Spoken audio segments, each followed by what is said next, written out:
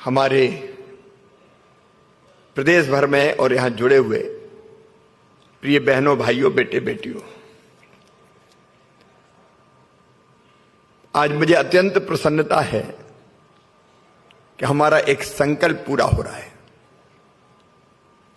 सपना साकार हो रहा है। मध्य प्रदेश में नर्मदा मैया की कृपा सदैव बरसती है। नर्मदा जी को रेवा जी भी कहते हैं और रीवा भी रेवई है। पहले हमने उस समय का सबसे बड़ा सोलर पावर प्लांट लगाया था 750 मेगावाट का, लेकिन ओमकारेश्वर का ये फ्लोटिंग सोलर पावर प्लांट, जैसा भी आपको संजय दुबे, गिरिराज दंडोतिया बता रहे थे, अपने आप में अद्भुत है। ओमकारेश्वर बांध के पानी की सतह पर हम सोलर पैनल बिछाएंगे और उससे बिजली बनेगी। ऊर्जा के अक्षय भंडार सूरज के माध्यम से। अब अभी तक दुनिया में कुल 10 फ्लोटिंग सोलर पावर प्लांट है, लेकिन आज जिस सोलर पावर प्लांट के अनुबंध हस्ताक्षर समारोह हम कर रहे हैं, वो दुनिया का इस समय तक सबसे बड़ा फ्लोटिंग सोलर पावर प्लांट है। 600 मेगावाट का ओमकारेश्वर बांध नर्मदा जी पे बना है।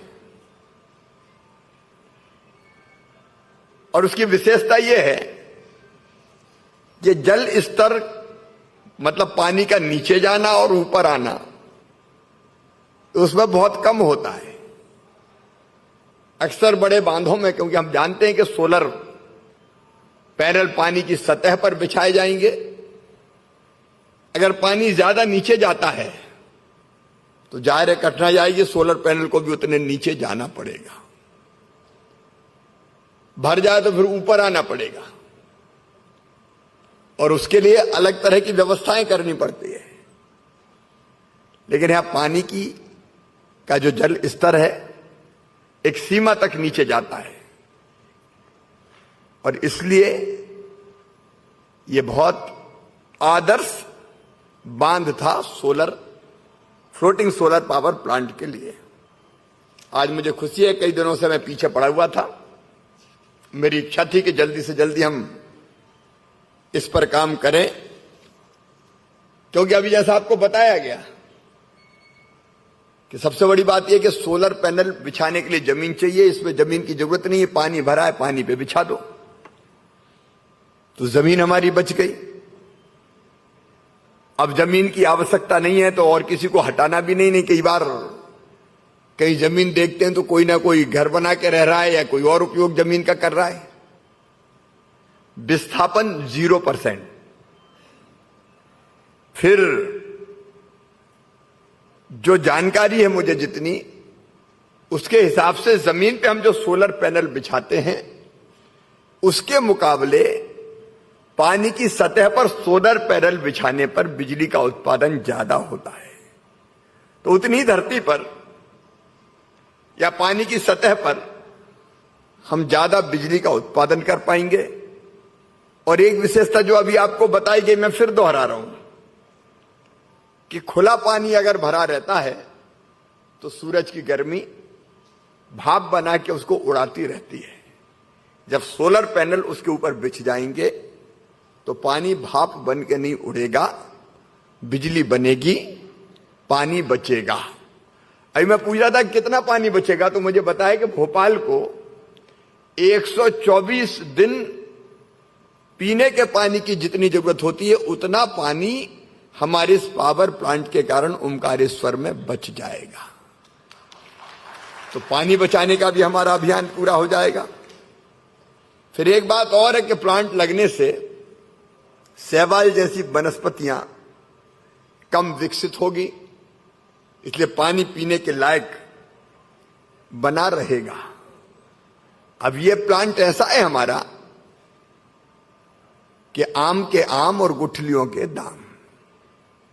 बहुउद्देशीय है। और प्रधानमंत्री जी ने जो पंचामृत का मंत्र दुनिया को दिया और भारत का कमिटमेंट है। प्रधानमंत्री श्री नरेंद्र मोदी जी एक विजनरी वैश्विक लीडर है। वो देश के लिए तो काम करते हैं, दुनिया का भी कई मुद्दों पर मार्गदर्शन कर रहे हैं। हम सब जानते हैं पर्यावरण आज बड़ी समस्या है। ग्लोबल वार्मिंग, क्लाइमेट चेंज के खतरे से पूरा विश्व आज चिंतित है। लेकिन चिंता के प्रकटीकरण से काम नहीं होगा।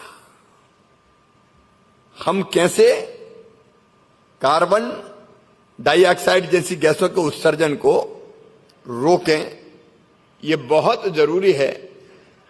और इसलिए इस पावर प्लांट से लगभग 12 lakh metric ton carbon dioxide के उत्सर्जन को रोका जा सकता है। यह 1,92,00,000 पेड़ लगाने के बराबर है। मैं रोज पेड़ लगाता हूं। कुछ चीजें मेरी जीवन का अंग है। जैसे शासकीय कार्यक्रम कोई भी होगा या प्राइवेट, में बेटियों की पूजा पहले करूंगा, क्योंकि बेटियां हैं तो ही कल है। वो बेटी बचाने का हमारा संकल्प है। और दूसरे, चाहे कुछ हो जाए, मैं पेड़ जरूर लगाऊंगा। अब मैं अकेला नहीं लगाता, अलग अलग समूह मेरे साथ लगाने आते हैं, क्योंकि मैं जानता हूं केवल भाषण से काम नहीं होगा शिवराज। अगर आप खुद करोगे तो आपको अधिकार है दूसरों से करने का, कहने का। नहीं तो नेताजी ने भाषण दिया और चलते बने, उससे काम नहीं होगा। लेकिन इस पावर प्लांट से तो मैंने बताया कि हम 1,92,00,000 पेड़ लगाने जितना कार्बन उत्सर्जन कम कर सकेंगे। प्रधानमंत्री जी ने दुनिया को एक कमिटमेंट दिया है, और वो कमिटमेंट है 2030 तक 500 गीगावाट नवकरणीय ऊर्जा की क्षमता को विकसित करने का कमिटमेंट। वो कमिटमेंट है 2030 तक भारत अपनी ऊर्जा आवश्यकता का 50% रिन्यूएबल एनर्जी से पूरा करेगा। उसका बहुत बड़ा हिस्सा बनेगा सोलर से ही। जो कमिटमेंट है भारत का दुनिया को, जो प्रधानमंत्री जी ने किया है कि 2030 तक अपने शुद्ध अनुमानित कार्बन उत्सर्जन में 1 बिलियन टन की कटौती भारत करेगा। यह कमिटमेंट है। 2030 तक भारत अपनी अर्थव्यवस्था की कार्बन उत्सर्जन में 45% से अधिक की कमी लाएगा। यह कमिटमेंट है। 2070 तक भारत शुद्ध शून्य कार्बन उत्सर्जन के लक्ष्य को प्राप्त कर लेगा। अब ये भारत का कमिटमेंट है। अब भारत के कमिटमेंट को पूरा करना यह हमारा कर्तव्य है, हमारे देश का कमिटमेंट है। और उसमें मध्य प्रदेश किसी भी कीमत पर पीछे नहीं रहेगा। हम प्रधानमंत्री जी के कमिटमेंट को, देश के कमिटमेंट को पूरा करने में जी जान लगा देंगे। और उसी दृष्टि से हम लोग काम कर रहे हैं। 2012 में हमारी क्षमता थी केवल 500 मेगावाट से कम रिन्यूएबल एनर्जी की, लेकिन अब हमने उसमें 10 गुना वृद्धि करके 5,000 मेगावाट से ज्यादा उत्पादन की क्षमता विकसित कर ली है। 5,400 मेगावाट हो गई है इस समय, और हम लगातार काम कर रहे हैं।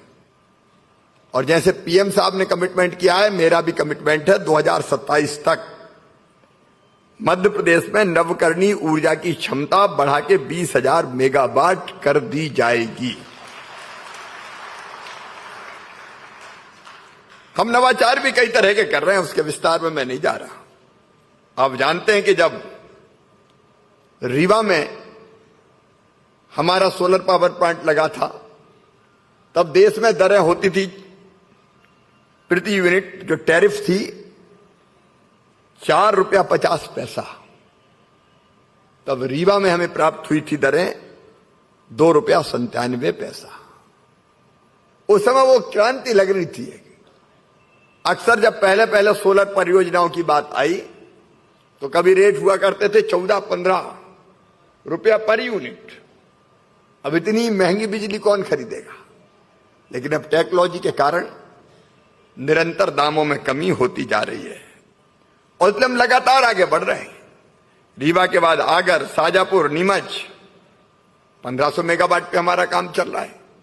मुरैना में अभी गिरिराज दंडोतिया कह रहे थे कि चंबल के बीहड़ में कभी डाकू घूमा करते थे, एक जमाना था, लेकिन जब हमारी सरकार आई तब हमने संकल्प किया कि या तो डाकू रहेंगे या हम रहेंगे, दोनों एक साथ नहीं रह सकते, और सारे डकैतों को सूचीबद्ध गिरोह समाप्त कर दिया।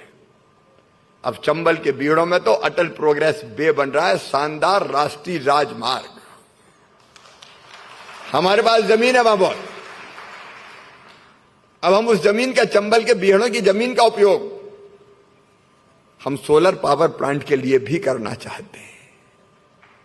मैंने निर्देश दिया है हम ऐसी नीति बनाएं कि बहुत सस्ती जमीन निवेशक को वहां मिल जाए। मैंने कहा है अभी इसको वर्कआउट हम कर रहे हैं। हम धरती खाली क्यों छोड़ें? वहां सोलर पैनल बनाएंगे, बिजली भी पैदा करेंगे, रोजगार के नए अवसर भी पैदा करेंगे। बाकी भी उद्योगों को लाने का हमारा वहां अभियान चल रहा है। छतरपुर हो, मुरैना हो, और केवल वही नहीं, मैंने कहा कि ये छोटे छोटे सोलर पावर प्लांट, अब कुसुम ए, कुसुम बी, कुसुम सी विस्तार में मैं नहीं जा रहा। हमारे किसान आगे आ रहे हैं। प्रधानमंत्री जी ने एक बात और कही थी, अन्नदाता ऊर्जा दाता बने। हमारे यहां कई किसानों ने 2 मेगावाट के अपने खेत या बाकी कोई जमीन पे सोलर प्लांट लगाने का फैसला किया है और कुछ तो लगाने के कगार पर पहुंच गए। वह अभियान हमारा लगातार, कुसुम ए, कुसुम बी, कुसुम सी, वह अभियान लगातार जारी रहेगा। लेकिन उसके साथ साथ हमने यह भी तय किया है, अब मैंने निर्देश दिए जितने सरकारी दफ्तर है सबकी छतों पर सोलर पैनल बिछनी चाहिए। हम घरों पर सोलर पैनल को प्रमोट करने का काम कर रहे हैं। मध्य प्रदेश अभी हार्ट ऑफ इंडिया के नाम से जाना जाता है। मेरा सपना है मध्य प्रदेश को लंग्स ऑफ इंडिया बना दूं, और इसलिए हमने नई रिन्यूएबल एनर्जी की नीति अभी 2 अगस्त 22 को ही कैबिनेट की बैठक में, आज 4 है, 2 तारीख को ही हमने उसको स्वीकृति दी है। वो हमारी नीति सब तक जल्दी पहुंच जाए, सब तक पहुंच चुकी। जितने भी निवेशक हैं पेन ड्राइव भिजवा दें और जो तरीके हो उनका इस्तेमाल करें। मैं सभी सोलर एनर्जी के क्षेत्र में काम करने वाले निवेशकों को मध्य प्रदेश की धरती पर आमंत्रित कर रहा हूं। हमारी सोलर एनर्जी, रिन्यूएबल एनर्जी की जो नवकरणीय ऊर्जा की नीति है वो बहुत इन्वेस्टर फ्रेंडली है। आप आइए, मध्य प्रदेश में आपका स्वागत है। सचमुच में मध्य प्रदेश बहुत अद्भुत राज्य है, शांति का टापू है मध्य प्रदेश, इन्वेस्टर फ्रेंडली है मध्य प्रदेश, जमीन की कमी भी नहीं है और पानी की भी कमी भी नहीं है। अभी मैं यही कह रहा था संजय से कि अब तो टेक्नोलॉजी ऐसी आएगी कि जहां ऊपर नीचे भी पानी ज्यादा होता है वहां भी लगा दे। अब आपको पता है मध्य प्रदेश में हमने बांधों की श्रृंखला बना दी। मैं जब मुख्यमंत्री बना तो 7.5 लाख हेक्टेयर में सिंचाई होती थी, आज सिंचाई होती है 44 लाख हेक्टेयर जमीन में, जगह जगह बांध। अब जब पानी भरा है हम कोशिश करेंगे कैसे सोलर पावर प्लांट लग सके। हर स्तर पर हम लोग काम करेंगे और यह काम केवल ऊर्जा प्राप्त करने का नहीं है, यह धरती बचाने का भी काम है। ये आने वाली पीढ़ियों के लिए सुरक्षित धरती छोड़ने का भी अभियान है। हम ऐसे तरीकों से बिजली बनाएं जिससे कार्बन गैसों का उत्सर्जन कम से कम हो, ताकि ग्लोबल वार्मिंग के खतरे को हम कम कर सकें। आप देख रहे हैं आज हाल क्या है। यूरोप तप रहा है। कुछ दिनों पहले आपने मीडिया में पढ़ा होगा 40 डिग्री सेंटीग्रेड से ज्यादा तापमान, हालत खराब हो गई वहां। अब वो नजारे देखने नहीं मिलते कि माइनस में, और जब माइनस में जाता तो ऐसा जाता है कि -40 डिग्री सेंटीग्रेड। अब ये सारी चीजें जो पैदा हो रही है, हमने प्रकृति के साथ जो खिलवाड़ किया उसके कारण, धरती मां के साथ बहुत छेड़छाड़ की हमने। अब समय आ गया है कि हम धरती को मां मान के उसका कर्ज भी उतारें, और उसका एक तरीका है रिन्यूएबल एनर्जी का उपयोग, और दूसरा ऊर्जा बचाना। गिरिराज जी भी सही कह रहे थे, संजय ने कहा, अभी कलेक्टर शाजापुर दिनेश यहां पे हैं, हमने उनको सम्मानित किया। देखो, बिजली बचाना बिजली बनाने से ज्यादा महत्वपूर्ण है। मैं प्रदेशवासियों को निवेदन करना चाहता हूं, हमारी जरा सी लापरवाही के कारण कितनी बिजली व्यर्थ जाती है। जरूरत नहीं है, दिन में बल्ब जल रहा है, कई बार स्ट्रीट लाइट दिन में जलती हुई देख लो आप, समय पर बंद करना है बंद नहीं की। एसी की जरूरत नहीं है तो एसी चल रहा है, और एसी भी ऐसा चल रहा है कि पता चला 18 डिग्री उस पर कर दिया।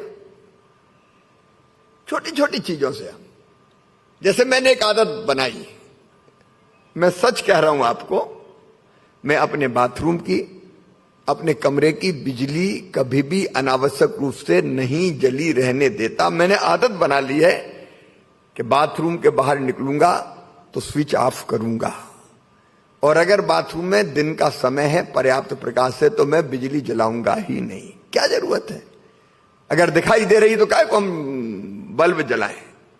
मैं अपने कमरे से निकलता हूं तो मैं इंतजार नहीं करता कि और कोई आएगा स्विच ऑफ करने। मेरा हाथ अपने आप निकलते समय स्विच की तरफ जाता है और मैं खुद स्विच ऑफ करता हूं। मैं वहां अगर सबसे ज्यादा नाराजगी मुझे होती है, अगर मैं सीएम हाउस में लड़ाई झगड़ा करता हूं तो इस चक्कर में करता हूं कि कहीं मैंने किसी कमरे में एसी चलता देख लिया, अनावश्यक बल्ब जलता देख लिया, तो फिर मैं जो जिम्मेदार है उनके साथ डांट फटकार करता हूं कि काय को जला रहे हो भैया। आप गंभीरता से सोच के देखिए, हम ये सोचे कि अपने बाप का क्या जा रहा है, जलने दो। कितना जाता है, बिजली व्यर्थ जाती है, और कोयले से जो बिजली बनती है उसके कारण कार्बन गैसों का कितना उत्सर्जन होता है, कितना नुकसान होता है। क्या हम ये छोटी छोटी चीजों का ध्यान नहीं रख सकते? क्या हम अपने आप को, अपने बच्चों को प्रशिक्षित नहीं कर सकते कि नहीं, फालतू बिजली हम नहीं जलाएंगे, जितनी जरूरी उतनी जलाएंगे। कई बार धारणा होती है कि चलो जलने दो, सरकारी है। अब सरकार के पास कहां से पैसा आता है? जो आपकी टैक्स की कमाई है, आपकी कमाई का जो टैक्स लगता है वो हमारे पास आता है। एक आकलन हमने किया, अगर हम अनावश्यक बिजली का उपयोग ना करें तो कम से कम 4000 करोड़ रुपया, हम 4000 करोड़ रुपया की बिजली मध्य प्रदेश में बचा सकते हैं। इस पैसे का कोई और उपयोग किया जा सकता है, और इसलिए ऊर्जा साक्षरता अभियान का मैं स्वागत करता हूं। इसको जन जन तक पहुंचाना चाहिए। मेरे बेटे भांजे भी मुझे दिख रहे हैं बैठे हुए, उनको भी आदत बना लेनी चाहिए कि हमारे घर का बल्ब फालतू नहीं जलेगा। स्कूलों में बच्चों को हम कोशिश करेंगे, ऐसा ट्रेंड करें कि मम्मी पापा से लड़ पड़े वो कि बिजली फालतू काहे को जल रही है। और उसके लिए आपने जो एक ये पुस्तिका मार्ग निर्देश का कि आप कितनी बिजली बचा सकते हैं, लेकिन उसका उपयोग करना लोगों को आए, उसके लिए ट्रेंड करना पड़ेगा। तो हम बिजली बनाएंगे भी, मध्य प्रदेश का कमिटमेंट है, हम मैक्सिमम बिजली या भविष्य में सूरज से ही बनाने का प्रयास करेंगे। सूरज से, हवा से, गैर परंपरागत जो तरीके उनसे, और हम बिजली बचाएंगे भी। और हम आज का जो कार्यक्रम कर रहे हैं वो इसी दृष्टि से महत्वपूर्ण है, जो मैंने पहले आपको बताया, पानी बचेगा, बिजली बनेगी, कार्बन गैसों का उत्सर्जन कम होगा और धरती की हम बेहतर सेवा कर पाएंगे। इस अवसर पर हमारे जितने साथी जो यहां पे हमारे बैठे, एनएचडीसी के, एसजेवीएन और हमारे पंप एनर्जी इंडिया के और संबंधित सारे लोग जो यहां पे उपस्थित हैं, उन सबका मैं हृदय से स्वागत करता हूं। एक निश्चित समय की अवधि में हम इस पावर प्लांट को कंप्लीट कर पाए, ऐसे आपने सितंबर लिखा हुआ है, कोशिश करो कि हम कितना जल्दी और इसको पूरा कर सकते हैं। और बाकी भी हमारे जितने, चाहे वो 2 मेगावाट के पावर प्लांट अपने खेत पे लगाने का हो, घरों पे लगाने का हो, उसको और गति हम देने का प्रयास करें ताकि हम अपने देश की, अपनी धरती की और बेहतर सेवा कर सकें और आने वाली पीढ़ियों के लिए सुरक्षित धरती छोड़ सकें। बहुत बहुत धन्यवाद। चौहान को आप सुन रहे थे। बड़ी बातें जो कही गई हैं कि मध्य प्रदेश को लंग्स ऑफ इंडिया के तर्ज पर डेवलप किया जाएगा, लंग्स ऑफ इंडिया बनाएंगे।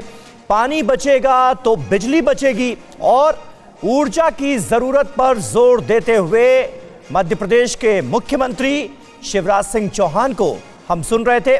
आत्मनिर्भरता पर जोर दिया गया है और साथ ही साथ सौर ऊर्जा पर जोर दिया गया है।